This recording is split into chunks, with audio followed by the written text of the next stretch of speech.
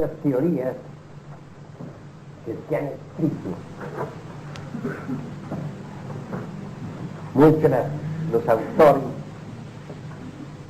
e innumerables las escuelas.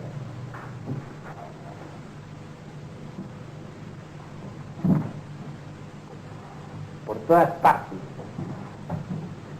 abundan, pues, escuelas y autores que se combaten mutuamente. En la Catedral de Notre Dame de París, dibujado en el suelo, aparece un laberinto. Recordemos al laberinto de la isla de Creta. En el centro de aquel laberinto estaba el Minotauro cretense. Se dice que Teseo logró, pues, orientarse en medio de ese laberinto hasta llegar a donde existía el Minotauro, y enfrentándose en lucha cuerpo a cuerpo le venció. La salida de ese laberinto fue posible mediante el hilo de Ariadna, que pudo llevarle hasta la liberación final. Resulta interesante que precisamente en el piso de la Catedral de Notre Dame de París se ha dibujado ese laberinto maravilloso.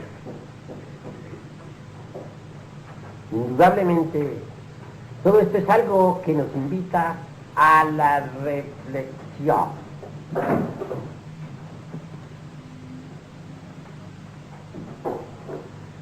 Orientarnos no es cosa fácil. El laberinto de las teorías es más amargo que la muerte. Mientras algunos autores le dicen a uno que los ejercicios respiratorios son magníficos, otros le dicen que son dañosos. Mientras unos afirman una cosa, otros afirman otra. Cada escuela presume que tiene la verdad. Y el laberinto es, pues, muy difícil. Cuando uno consigue llegar al laberinto, tiene que habérselas en lucha cuerpo a cuerpo con el Minotauro cretense. Es decir, con su propio ego, con el yo, con el mí mismo, con el sí mismo. Y solo logra uno salir del centro del laberinto mediante el hilo de Ariadna, que debe conducirnos hasta la luz. Pero la mayor parte de las gentes se pierden entre el laberinto de tantas teorías, de tantas escuelas y de tantas confusiones. ¿Cómo hacer para orientarnos? ¿De qué manera? Obviamente nos debe interesar el despertar de la conciencia. Solo así podemos verdaderamente caminar con éxito dentro de aquel misterioso laberinto. Pero mientras no hayamos despertado, estaremos confundidos. Algunos hasta se entusiasman por estos estudios momentáneamente y luego los abandonan. Hay quienes con la cabeza rellena de teoría creen haber descubierto ya el camino secreto, aunque anden bien dormidos.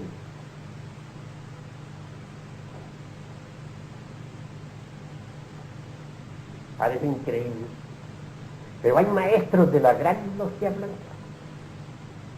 verdaderos gnósticos en el sentido trascendental de la palabra, despiertos radicalmente, autorrealizados, absolutamente. En lenguaje alquimista diríamos sujetos que tienen ya en su poder la gema preciosa. Y sin embargo no saben ni leer ni escribir. Absolutamente analfabetos. Pero eso sí, autorrealizados y despiertos. En cambio vemos en el camino de la vida entre las diversas escuelas y denominaciones y sectas, órdenes, etc. Sujetos con la cabeza rellena de teoría. Individuos con rica erudición,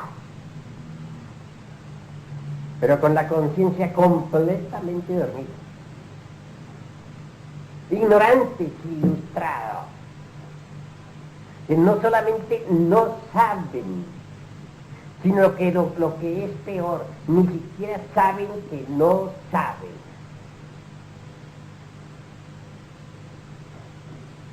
Eso se pierde. Cumplida sus 108 existencias, ingresan en la involución sumergida de los mundos infiernos. Pero ellos creen que van muy bien, eso sí. Y cuando se les interroga, demuestran una erudición sorprendente. Mentes chispeantes, con conceptos relampagueantes, con proverbios luminosos, contundentes y definitivos. Pero, ¿de qué le sirve todo esto?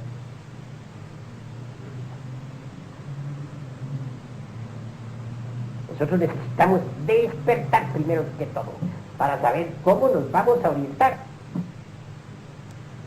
¿De qué nos serviría tener la cabeza rellena de letras si continuamos con la conciencia dormida? Más valdría ser analfabetos, pero despiertos.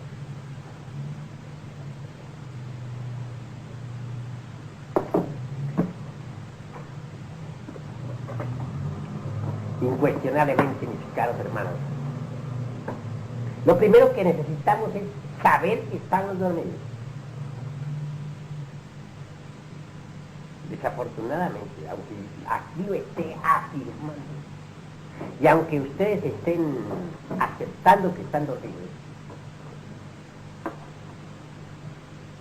sin embargo no tienen conciencia de que están dormidos. Y eso es precisamente lo grave. Cualquiera puede saber que 2 más 2 es 4.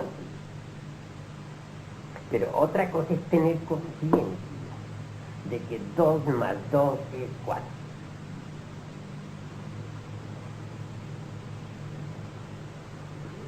Hay verdades sumamente simples, que cualquiera intelectualmente las repite y cree que se las sabe.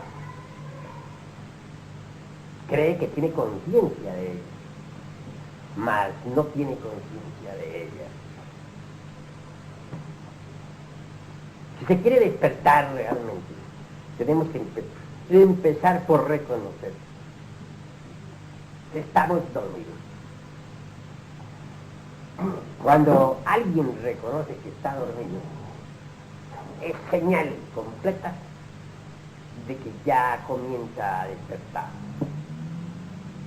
Pero no se trata de reconocerlo intelectualmente. No. Que cualquiera puede decir automáticamente, sí, estoy dormido. Otra cosa es estar consciente de que está dormido. Y eso es diferente. Existe una gran diferencia, pues, entre el intelecto y la conciencia.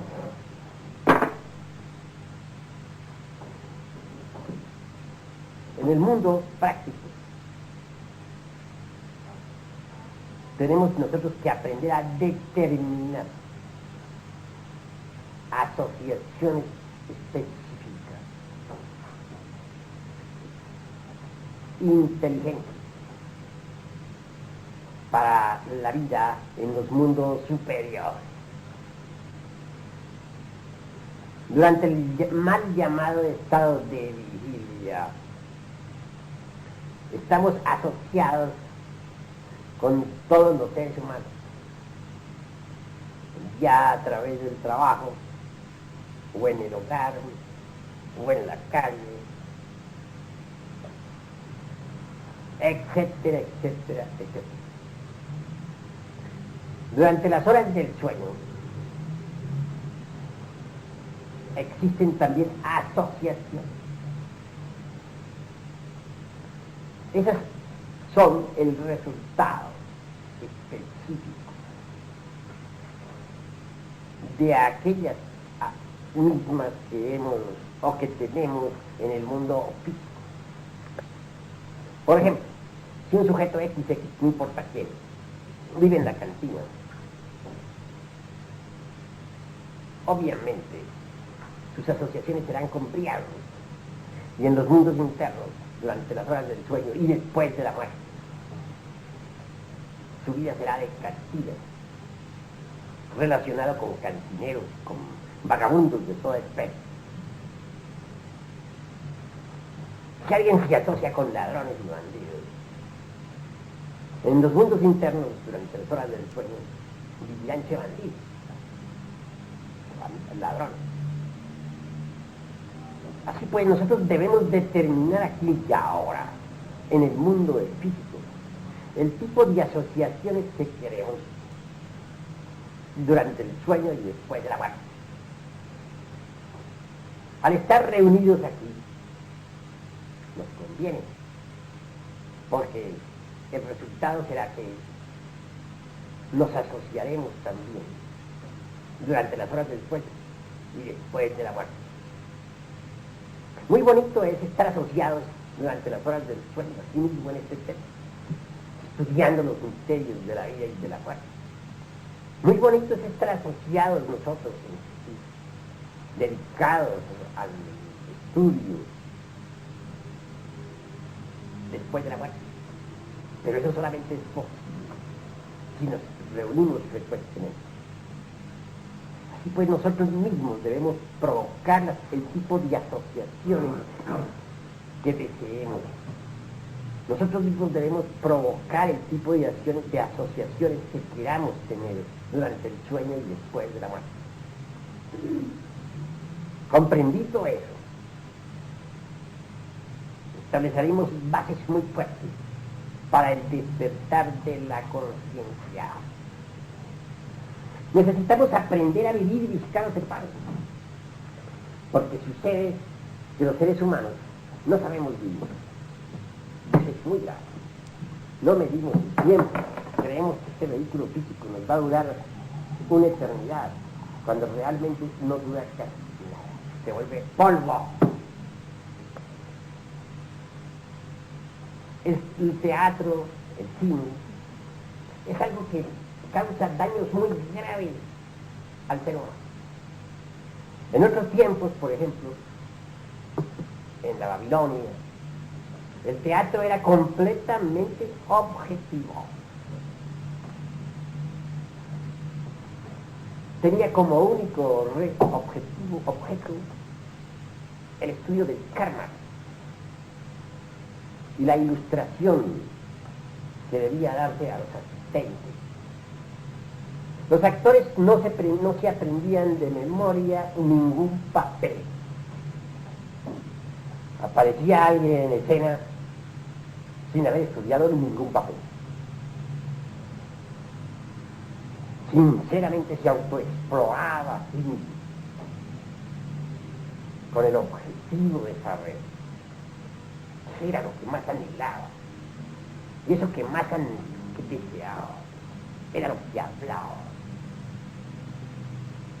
Supongamos que quería beber. Entonces sinceramente exclamaba: tengo ganas de beber. Otro XX que aparecía por ahí escuchaba aquella frase, se autoexploraba a sí mismo, a ver qué sentía en su interior, y lo que sentía respondía: yo no quiero beber, por el alcohol fui a la cárcel, por el alcohol estoy en la miseria, Si eso era lo que realmente le había sucedido, pues no iba a afirmar algo falso. Cualquier tercero, porque para eso tenían un grupo siempre de actores. Parecía isofacto también. No iba a decir otra cosa sino lo que sentía en el fondo de su conciencia. Algo que él había vivido, que se relacionaba con lo que estos dos estaban diciendo. Yo, pudiendo, tuve dinero, mucho, un hogar hermoso, una mujer, unos hijos, pero por estar bebiendo vino, vean cómo quedé, señores. Más allá apareció una pobre mujer, por Narcisa.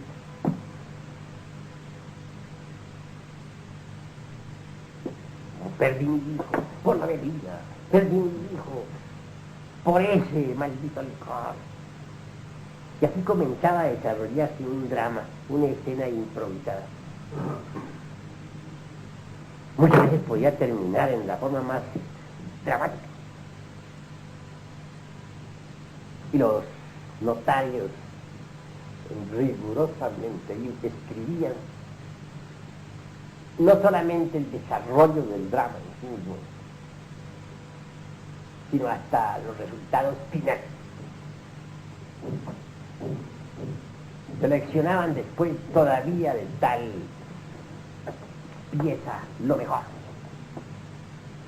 Y en esa forma venían a conocer los resultados cárnicos de tal o cual escena. Había muchas escenas, escenas de amor, escenas de guerra, pero en todas surgía siempre lo espontáneo, lo natural. No algo que artificiosamente el intelecto inventara, no. Lo que surgía es aquello que cada uno de los actores había vivido. Ese era el arte objetivo de Babilonia. Entonces, realmente, mis caros hermanos, los actores eran muy diferentes. La música que se usaba instruía debidamente al cerebro emocional. Era una música especial. Ellos sabían perfectamente que en el organismo humano existen, dijéramos, ciertos ganglios, dijéramos, que se han formado con los sonidos del universo. Y sabían manejar todos esos ganglios, todas esas partes del cerebro, mediante las diferentes combinaciones musicales. Así instruían por medio de la música al cerebro emocional. Ustedes saben que una marcha guerrera te da a unos ganas de marchar.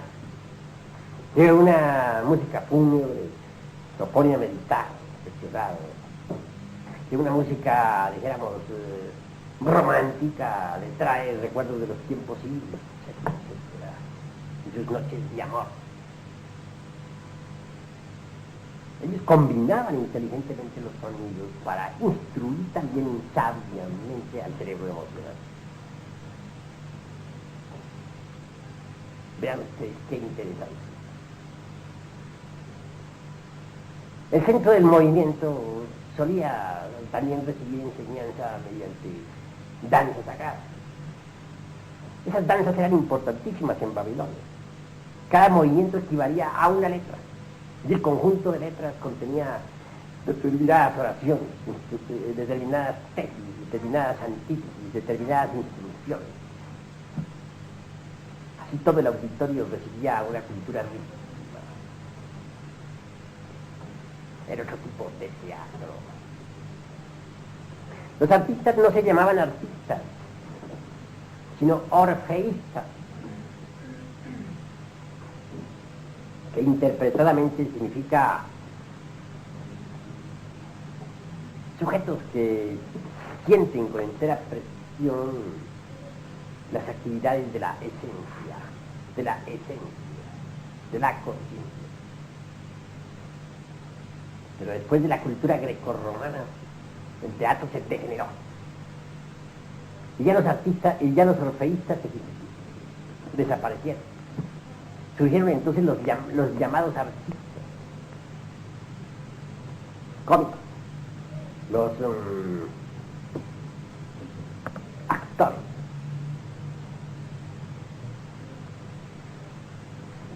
Recuerdo muy bien que todavía hace unos 50 años, poco más o menos, a los actores se les llamaba vulgarmente comediantes y se les miraba con mucho desprecio. Por la Edad Media había una ley promulgada que obligaba a los actores a rasurar, quitarse todos los signos de la masculinidad. ¿Con qué objeto? Uno, en primer lugar, debían ellos, claro está, maquillarse según el drama que tuviesen que ejecutar. Segundo, pues se quería, ante todo, hacérseles diferenciar del resto de las personas. Sabían que esos actores modernos tienen, dijéramos, una irradiación peligrosa, infecciosa, altamente hanasmusiana,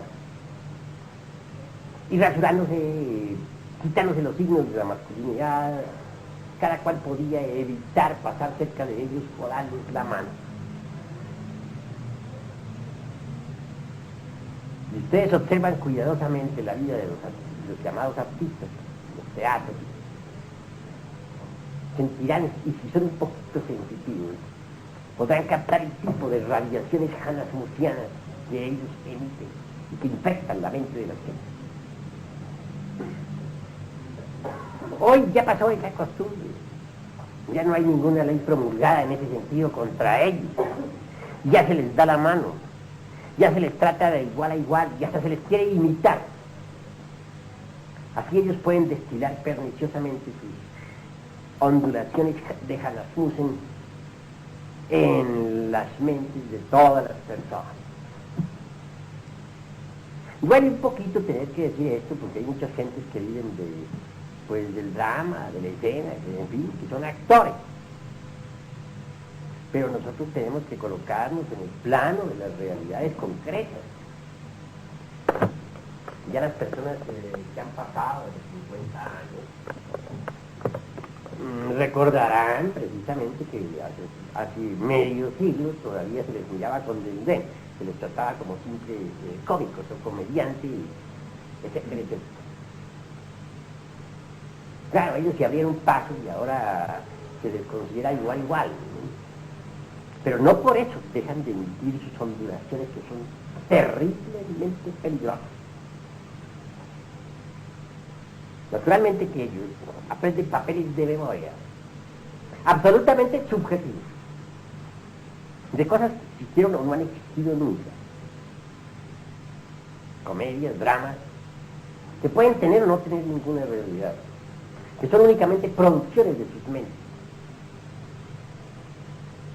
Y el honorable público, ante las tablas del escenario, duerme terriblemente. Cuando digo duerme, me lo pongo entre comillas. Quiero pues afirmar en forma enfática que la conciencia de los que asisten entra en el sopor más profundo para el sueño. Incuestionablemente, este tipo de arte subjetivo realmente viene a acabar con la necesidad de las percepciones reales. ¿Qué es un turilla? Un turilla es un hombre que puede hablar con su propio Dios interno cara a cara. Pues bien, este arte de tipo subjetivo realmente nos impide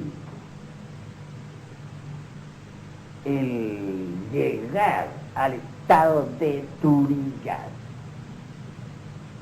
Por eso resulta pernicioso. En nombre de la verdad, yo les digo a ustedes que en lo personal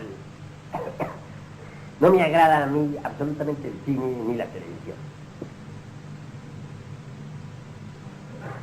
Cuando alguna vez por curiosidad me he estado mirando algo en televisión, después he tenido un remordimiento de conciencia espantoso.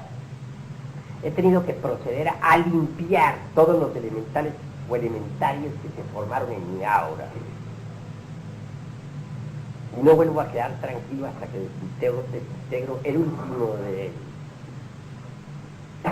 Porque sucede que al ver esas escenas, uno con la mente resiste automáticamente lo que está viendo. Y entonces la esencia de la mente toma forma. Con la esencia de la mente, como dijera Mr. Lee, se forman elementarios. Elementarios iguales a los que uno ha visto en la pantalla. Dotados de que se roban parte de la conciencia de uno. Que vienen a vampirizar ya uno su propia conciencia. Esos ya establecidos en la mente causan mucho daño. Se roban, repito, una parte de la conciencia de uno. Se convierten en criaturas vivientes dentro de uno. Cuando he estado mirando, repito, una televisión, un cine, después he tenido que sufrir mucho, desintegrando los elementarios que se forjaron en mi mente, se formaron. Y logro al fin desintegrarlos a base de trabajos conscientes y padecimientos voluntarios. Por tal motivo, definitivamente renuncié a la televisión, al cine, a todo. ¿Les explico? Para que ustedes sepan orientar. Porque si uno quiere verdaderamente llegar a despertar, tiene que saber vivir. Si uno quiere desenvolverse conscientemente en los mundos internos, convertirse en un investigador competente de la vida en los mundos superiores, obviamente tiene que promover sus propias asociaciones. Asociaciones como la que en este momento tenemos. Estamos reunidos en plena asamblea. Son extraordinarios. Estamos platicando sobre el despertar de la conciencia. Eso es magnífico. Porque estamos promoviendo asociaciones extraordinarias en los mundos superiores. Digan ustedes ahora a sus casas, al caer los cuerpos de ustedes dormidos en sus respectivos lechos, obviamente saldrán del cuerpo. Y al salir del cuerpo, claro, que vendrán a reunirse entre sí nuevamente en la forma que están reunidos esta noche, aquí en el piso. Así se reunirán allá también, en el astral, para lo mismo, para el estudio del despertar.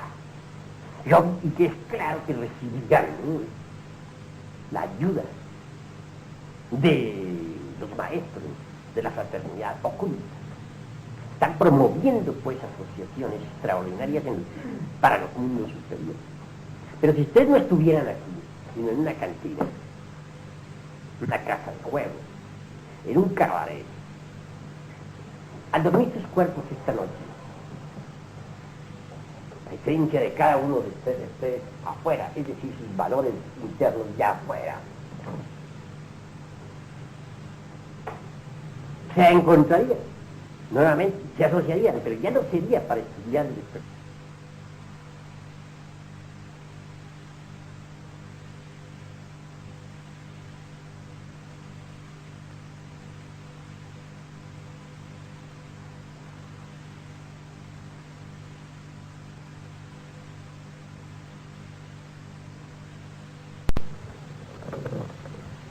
La conciencia se irá despertando y al fin un día quedará completamente despierta.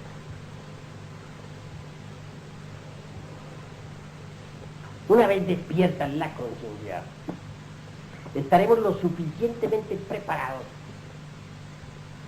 como para ver el camino posible, el camino que ha de conducirnos realmente a la liberación final.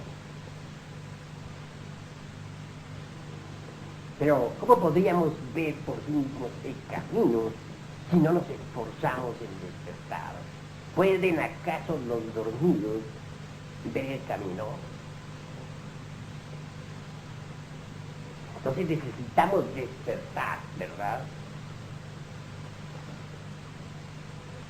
Cuando uno despierta, comprende lo que es.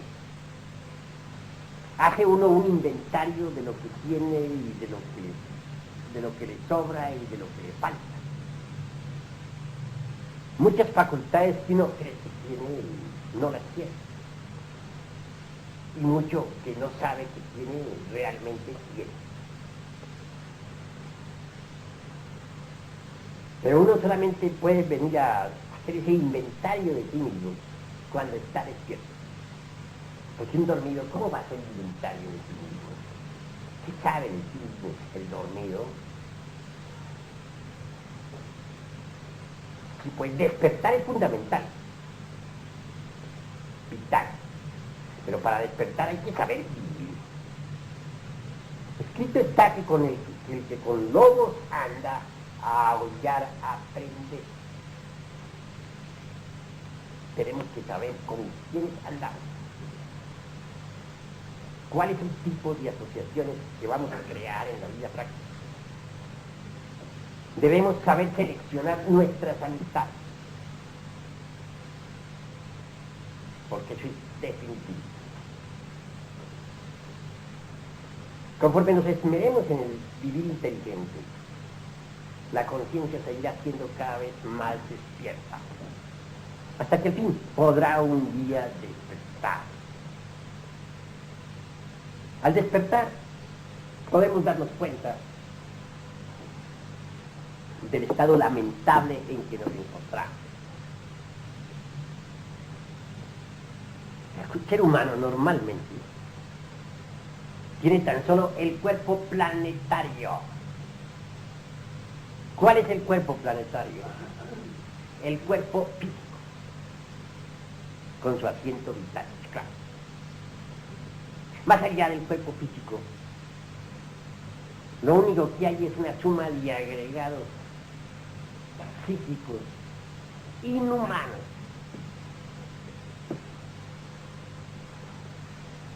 Nuestros defectos psicológicos, pues, asumiendo, dijéramos, formas alegóricas.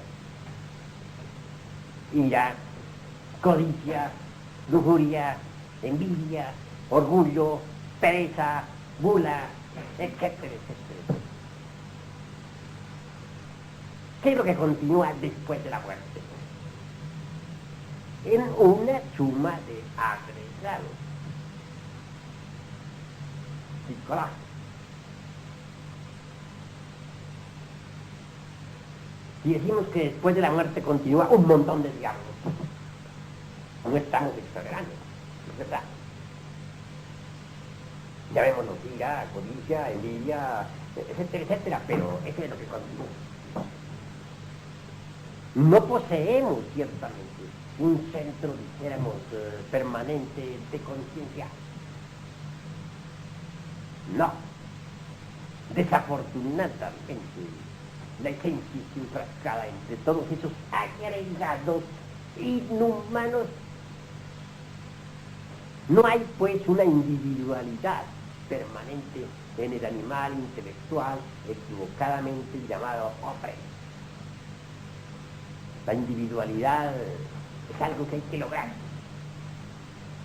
Si queremos individualizarnos, debemos desegoizarnos.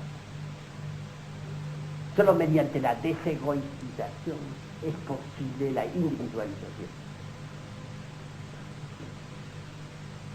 ¿En qué forma podríamos desegoizarnos? Eliminando los elementos inhumanos que llevamos dentro.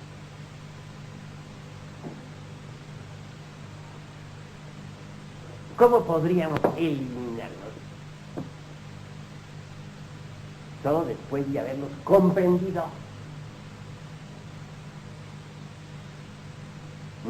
Nosotros podemos, por ejemplo, saber que tenemos ira, pero no tenemos conciencia de que tenemos ira. Eso es diferente. Necesitamos hacernos conscientes del proceso de la ira. La ira tiene muchas metamorfosis y muchas raíces.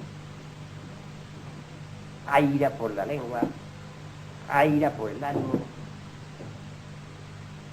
hay ira por la palabra, o digo por la mente. Son distintas formas de la ira. Hay formas de la ira que se deben al amor propio. Alguien ofende nuestro amor propio y sentimos ira. Hay iras que son por los celos. Existen ataques de ira provocados por el odio, etcétera, etcétera. Hay que investigar todos los aspectos de la ira, no desde un punto de vista meramente intelectual. No se trata de investigar la ira en forma abstracta, sino nuestra ira particular, que es diferente. Si vamos por la calle, por ejemplo, y de pronto alguien nos insulta sin motivo alguno y reaccionamos furibundos, es obvio que al llegar a casa debemos reflexionar. ¿Por qué reaccioné de esa forma? ¿Cuál fue la causa para haber reaccionado? Hacerse consciente de ese aspecto de la ira. Otro día cualquiera tuvo un ataque de ira por celos. Habrá que reflexionar sobre esos celos. ¿Por qué se provocaron esas cosas? Y así conocer cada faceta de la ira. Lo mismo debe ampliarse o llevarse a todos los otros defectos que llevamos dentro. La eliminación solamente es posible con ayuda de la Divina Madre Kundalini. Alguien puede comprender que tiene un error, un defecto psicológico, y sin embargo continuar con él. Eliminación es decir, solamente es posible eliminar con ayuda de Devi Kundalini. El mayor grado de poder de Devi Kundalini se halla en el sexo. No quiere decir esto que por el motivo de no ser un individuo mujer o una mujer no tener varón, no vayan a eliminar sus errores. Claro, siempre contarán con la ayuda de la Madre Kundalini. Lo que quiero decir es que la fuerza principal de Devi Kundalini está en el sexo. Que si alguien tiene la suerte de tener una esposa o una mujer que tiene su marido, bien pueden trabajar en la forja de los ciclos y solicitar a Devi Kundalini en pleno trabajo elimine tal o cual defecto psicológico que ya se ha comprendido debidamente. Así es como vamos muriendo de instante en instante, de momento en momento. Ante todo es necesario hacernos conscientes de lo que significa la muerte del yo. La base, el fundamento de cualquier progreso estriba en la muerte. Porque solo con la muerte adviene lo nuevo. Si el germen no muere, la planta no nace. Sucede que la mayor parte de los estudiantes esotéricos se olvidan de la muerte. Solo piensan en perfeccionarse, adquirir poderes y lo que sea, pero olvidados de la muerte. Si uno va al cine, quiere decir que se olvidó de la muerte, ¿verdad? Porque cuando uno quiere morir en sí mismo, no va al cine, ya no le interesa el cine. Porque yo no he visto que a un muerto, un cadáver metido entre un ataúd, le interese el cine. Si uno va pues si uno se está distrayendo muy bonito con la televisión, está demostrando hasta la saciedad que se olvidó de la muerte. Porque ningún cadáver se va a sentar a ver televisión. Esto de la autorrealización es algo muy serio, no se puede tomar en juego. Si es autorrealización lo que queremos, la base es la muerte. En la iglesia gnóstica vemos nosotros que no falta siempre un gran ataúd. Precisamente una de las cámaras de la iglesia gnóstica es mortuoria. Y allí veo uno un hermoso y bellísimo ataúd. En las logias también nunca falta un ataúd. Es lamentable que no tengamos un ataúd cuando aquí debería haberlo. ¿Sí está ahí? Bueno, no lo he visto, si está o no está. Debería ser un poquito más visible, ¿no? Porque es muy importante.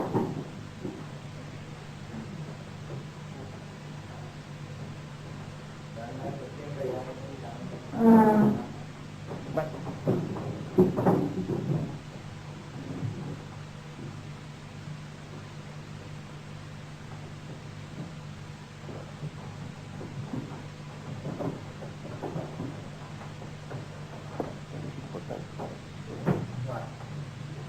Ya lo sacaron. ¿Sí? Yo creo que hasta en tercera cámara vamos a necesitar de colocar un ataúd ahí en el centro. En fin. Pueda que la hermana María sienta grave tener un ataúd ahí en el santuario, ¿no? Bueno, si el esposo de ella no protesta, pues lo tendremos, ¿no? En todo caso, el ataúd, aunque sea pequeño, es el símbolo viviente de que estamos dispuestos a morir, de que es necesario morir para ser. No olvidar la muerte. Con justa razón los monjes de la Cartuja, en España, tienen un saludo muy especial. Hermano, de morir seremos. Contesta el otro monje, hermano, eso ya lo sabemos. Ese es tu salud. Cada vez que se encuentran, hermano, de morir seremos. Hermano, eso ya lo sabemos. A nosotros no nos interesa la muerte del cuerpo físico. La podemos perder nomás al salir de esta casa. A este momento. En la misma cama, podemos caernos de la cama al suelo. Morir, resbalar en una casa, en cualquier calle, matarnos. Eso no es lo importante. Lo que nos interesa es la muerte del yo. Ese yo que tenemos adentro nos hace horribles. Si ustedes estuvieran despiertos, podrían evidenciar lo que les estoy diciendo. Las radiaciones que carga toda persona que tiene un yo son muy semejantes a las del conde Drácula. Siniestra. Cuando yo estoy en meditación, por ejemplo, solo, si viene alguien por ahí que tenga yo, desde lejos siento sus vibraciones que son siniestras, son las mismas del conde Drácula. Son desagradables, siniestras, izquierdas. El yo nos hace a nosotros verdaderamente inmundos, en el sentido más completo de la palabra.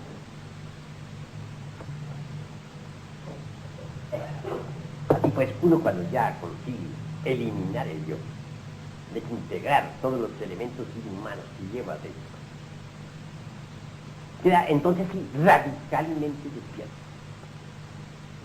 en un 100% despierto. Sí, obvio.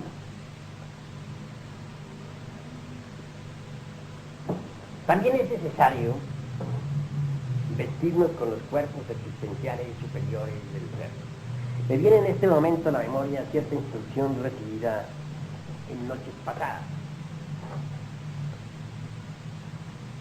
Y en el mundo astral me tocó vivir una escena muy interesante que me hizo pues sentir como perseguido, aunque estaba consciente. Pero los venerables provocaron una escena pues de persecución. De pronto, encerrado yo en cierta casa, fui visitar, y todos ellos, los venerables, la fraternidad hostil, cantando, me instruyeron en forma deliciosa. Me dijeron pues que la persecución de la ley, no refiriéndose a estas leyes terrenales, sino a las leyes del karma, solamente viene a pasar cuando uno anda bien vestido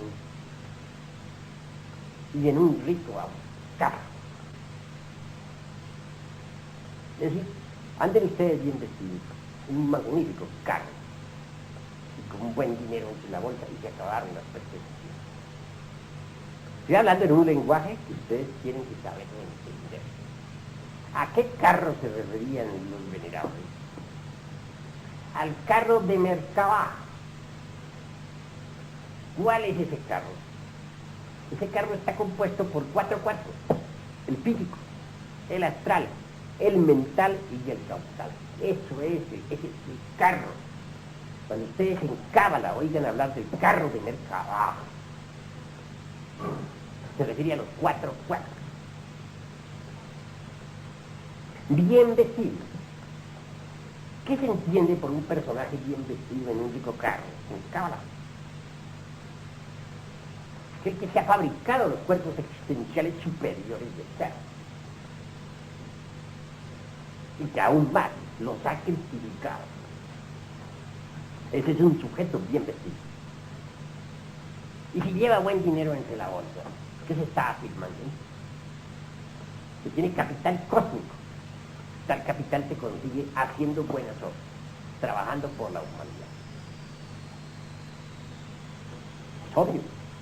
Un maestro como el conde de San Germán, nadie lo va a perseguir. A Jesús de Nazaret, ¿cómo lo van a perseguir los señores del karma? ¿Quién va a perseguir a Jesús de Nazaret?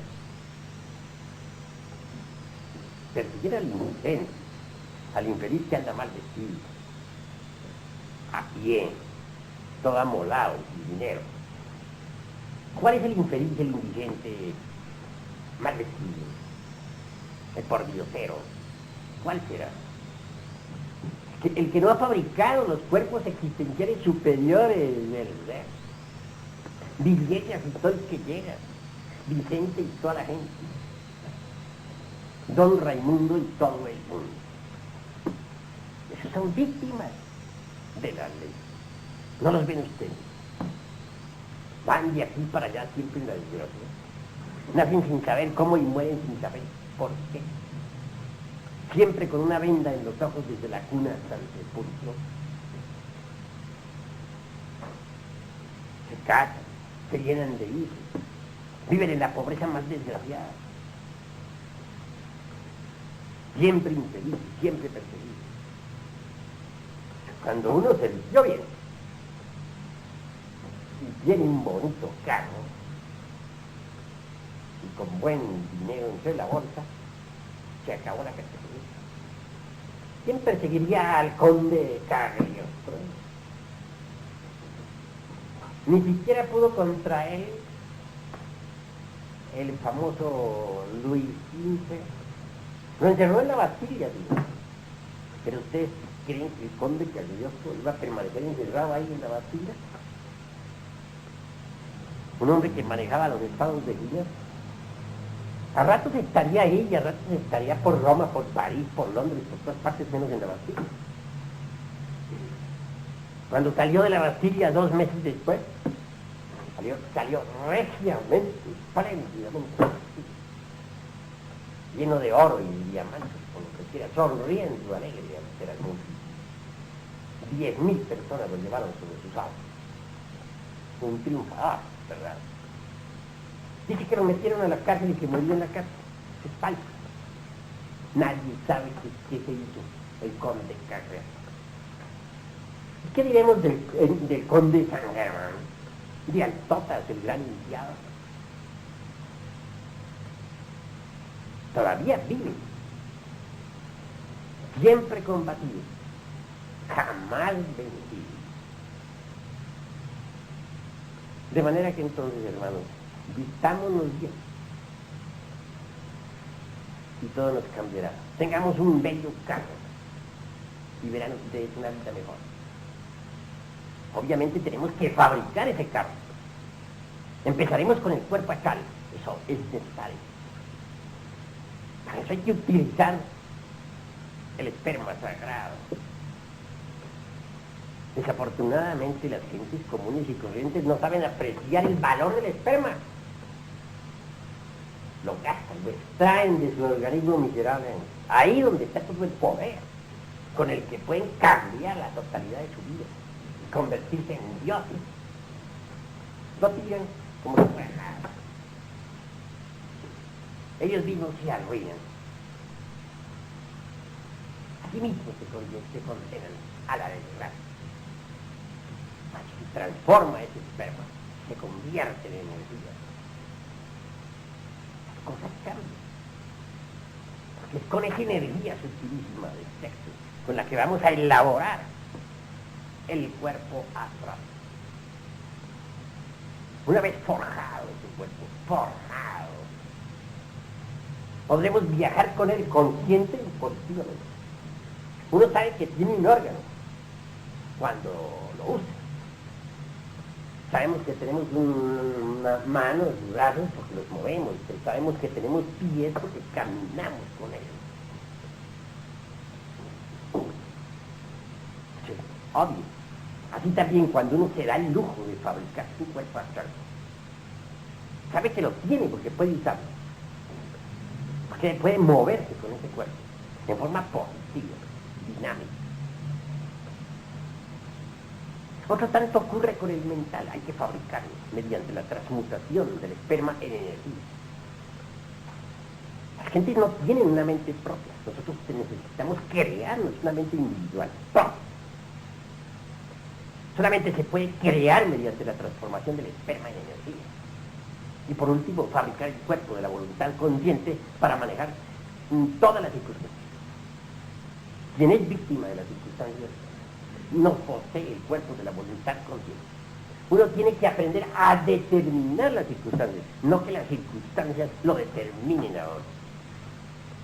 Aquel que todavía es determinado por las circunstancias es como un leño arrojado entre las embravecidas olas del océano. Es una víctima de todas las calamidades. Uno necesita aprender a determinar sus circunstancias. Y eso solamente es posible creando el cuerpo de la voluntad consciente. El cuerpo se crea mediante la transformación del esperma en energía. Es con esa energía sutilísima del sexo con la que se va a crear el cuerpo de la voluntad consciente. Estos cuatro cuerpos, físico, astral, mental, causal, constituyen el carro. Ya con el carro creado, solamente falta que penetre en ese carro el conductor. ¿Quién es el conductor del carro? Nuestro propio ser. Pero el ser no va a entrar en un carro que no existe, hay que crear el carro. Es cuando recibimos el ser, él queda como señor en su casa. Un señor bien vestido y con un magnífico carro, bien vestido con los cuerpos existenciales superiores de nosotros, con las vestiduras cargadas, un carruaje precioso. Ya no es víctima de las circunstancias. Quien llega a tener esos cuerpos debe estudiar un poco más, debe cristificar. Y muchas obras se han escrito sobre cristificación. Los cuerpos cristificados son extraordinarios. Cualquier sujeto cristificado, de hecho, es un gran señor, que puede decirse que está bien vestido. Ya deja de ser víctima de las circunstancias. Deja de ser perseguido por la ley del destino. Se convierte en señor. Señor en el sentido más completo de la palabra. En otros tiempos, la humanidad vivía de acuerdo con cierto principio que le permitía conservar el cuerpo hasta el momento en que hubiera fabricado los cuerpos existenciales superiores del Dharma. Pero es que en esa época la humanidad cumplía con el deber cósmico. ¿Cuál es el deber cósmico? Vivir siempre despierto. Un individuo que se lee un libro a 500 kilómetros por hora, de página a página, y dice, ya me lo sé, está arruinando el cerebro intelectual. No está cumpliendo con el deber cósmico. En nombre de la verdad, yo les digo a ustedes esto. Yo, cuando estudio una obra, reflexiono profundamente el párrafo que estoy estudiando. Medito en ese párrafo y no paso al siguiente hasta haberme hecho consciente del párrafo que estudio. Si no lo he comprendido, no lo sigo, porque es absurdo que sí. Y pues uno debe hacerse consciente de lo que esa es parte del deber cósmico.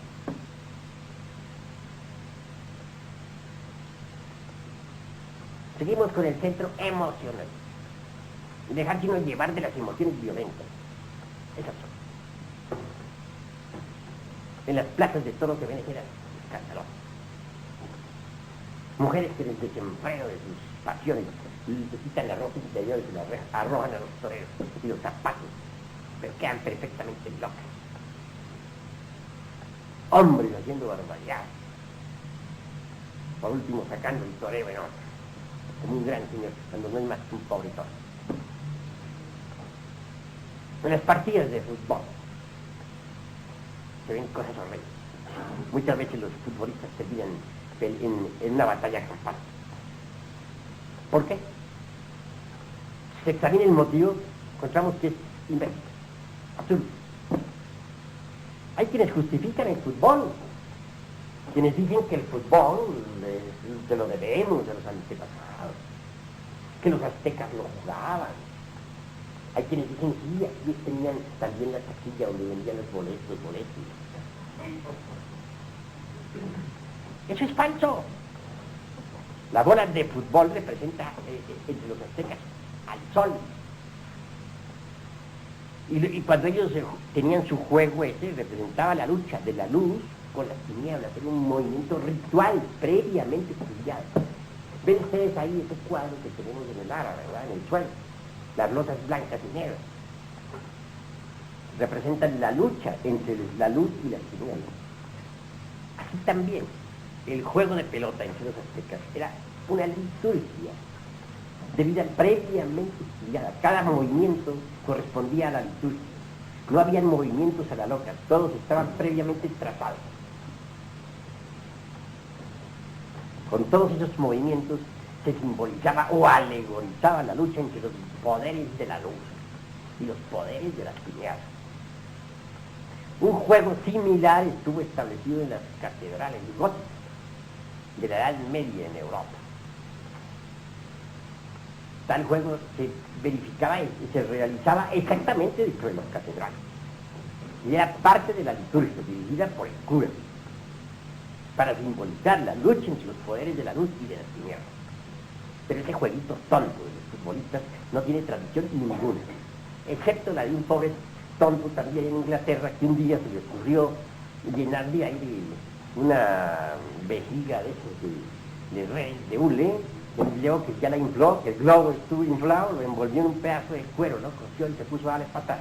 A los pocos días sucedió que por todas partes en Londres la prensa pues protestaba porque muchas señoras les tumbaban el sombrero con las tales bolas esas, los vidrios de las casas se volvían pedazos, intervino la policía, pero no se logró acabar con ese bicho, que se propagó mundialmente.